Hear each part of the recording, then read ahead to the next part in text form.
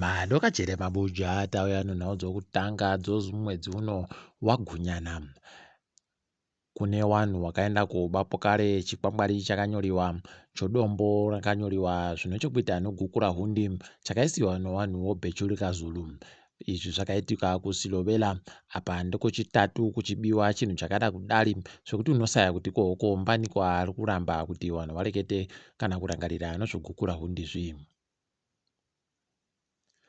Kwaburika masoko kuti Mhandi Chimene akambonga ari mubato weZANU-PF kwaya agoreketa iye kuti ari kukumbira vamunangagwa kuti vamurekerere agone kubenuka kumusha. Ati arida chekuti agarise nevanhu vokumusha kwache agopfirepo vanhu vache. Heno kuti vachazvitetekera chere kana kuti zvichaita kudini, ticharamba takalingaiko zvinoperera. Idi Mandiita wepi abvunzawo kuti Mandiita wepi. Kwaiwa chombo wakuda kutosungiwa ipapa nokuti wakatadza kuenda kumatare odzimhosva. Pariba agoziva kuti wachasungiwa chere kana kuti zviri kutekaira sei, nokuti ndinodayira kuti pawanogara mapurisa anopaziva hwii kuendako. Pariba agoziva kuti nei zviri kuitika. Apawo nyaya yawamupoko yawakaita yekunzi wakasenzesa hofisi yawo zvisiri pamutemo kwai yachobvewa kuenda mberi pokare kusvika zuva rochi20 mwedzi uno.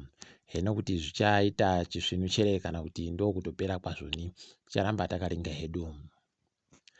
Bvunzurudzo dzokuita wana mutongi wokudare guru munyika dziri kuenderera mberi. Nyasi dzanga dziri pazuva rochitatu. Kuno wanhu vari kufanira kuita 12 vari kufanira kuti wapinzwe basa sowatongi wedare guru munyika. Ticharamba takaringa ipo zvinoperera kuti wanenge wazonzi wari kuisiwawo mbanani.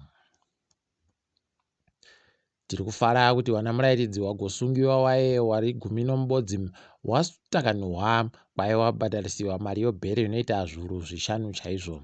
Izvi tinozvikudza tichitenda magweta anoita kodzero dzevanhu eZimbabwe Lawyers for Human Rights. Kwamutare kwaye wanhu watambisiwa tsotsa nonyaya yokusaikako chokutekairisa. Kwaiwo mabhazi oZupuco wagoita zvokuratidzira kusabhadharwa kwavari kuita, saka waisa magiya muhomwe kwemazuva 3 chaiwo.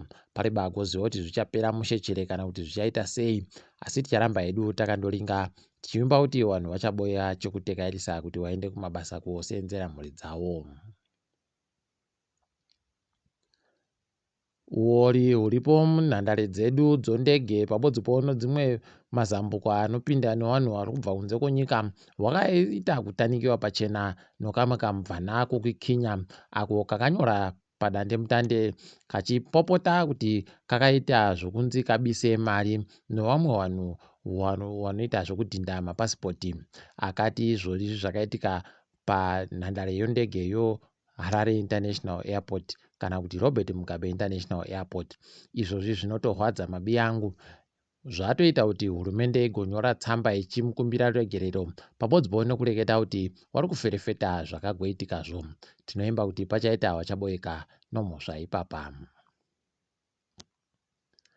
Zvikoro zvofundo yepamusoro zvatotanda kunyora tsamba kuvafunzi wazvo kuti wagozive kuti wanofanira kuuya wakabata kakadhi kokuti wakabayiwa chimushonga chodzihwa mupengo kana kutoti bepa rokuti wasvodokohwa mhuno kuti waongororwe chirwere chodzihwa mupengo kuti waribe kana waribe kuti wabvumidziwe kupinda. Tatoona tsamba dzomasvingo Polytechnic pabodzipo no MSU nezvimwe zvakati wande wande zviri kutoita kunyora tsamba dzi kuti wafundi wareke kugouya kana waribe kubayiwa kamushonga kodzihwa mupengo.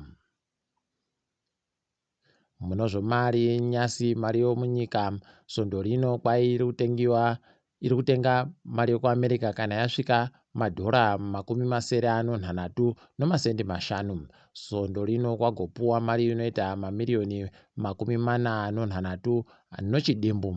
Toramba tichitenda iyo RBZ yagoreketa iyo kuti iri kuda kuti igopedze kupa vanhu mari dzavanenge vanzi vari kupuwa mwedzi uno. Kwai wese wakanzi wari kupuwa mari wari kufanira kuti wapuwe mwedzi uno, asi kuti zvichaitika sei pariba agoziva.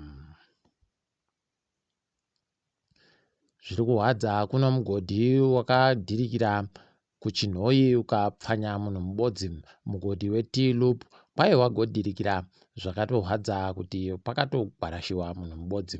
Toramba tichindoti mweya wache uzorore murugare. Muno zvomutambo Zimbabwe ingangopinda machena kureketa kuno nokuti kuno vatambi wairiwo kuSouth Africa vanoti Thabiso Kutumela pabodzi pona Thabang Pete wakabatiwa chirwere chodzihwa mupengo saka wachiri kukona kuuya kotamba munyika medumo. Toramba tichiti go Warriors go, heno kana wakazvikona zvokukutazvo.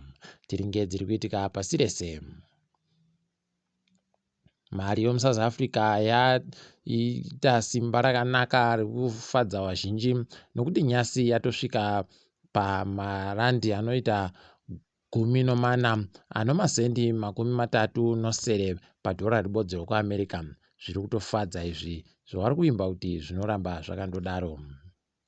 Kuno kambani yokuZambia inonzi Alinani Precious Metals yagonzi ida kuwaka chipepeti chogoridhe kuKenya chomari inoita mamiriyoni okuAmerica mapfumbamwe nozana rozviuru zvomadhora okuAmerica.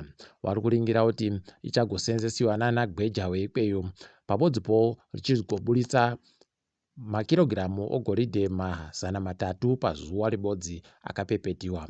Hino kana wakazvikunda asi tinoramba tichizvitenda izvi. Warazarasi Chakwera kuMarawi waita pokare zvinondoitiwa muno zvokuti kana wari kuda kuita chinhu wanotanga waenda kochiparura wachiita utachatacha hwavanhu hunenge hwakaungana pabodzi pono kapeti tsvuku. Ipapa waChakwera waenda musango kounganidza vanhu nokuisa kapeti tsvuku kuti waparure kuda kuzowakiwa kwomugwagwa idi wakapfa waribe chawagoona muAfrica muno. Zviri kutohwadza izvi. Nyasi dandemutande radoka riri kundoseka zviizvozvi izvi. KuNigeria kunoimwe dunhu ravo rinonzi Borno State kwai kwapfa vanhu vanosvika 11 chaivo wagwarashiwa neuyo vanhu wejihadhi idi zvinotohwadza izvi. Tinoimba kuti kuchaitika tuzvinhu. Johnson & Johnson yatiwo kamushonga kayo kokuti kairi kuedza kuita kokudzivirira chirwere choshuramatongo choHIV kakafoira muno muAfrica. Idi dai waita tusvinhu penhu kachaita zviri nani. Takadaro zvedu tagumira pano kwanyasi. Ndini wenyu MaWarriors WeNhau.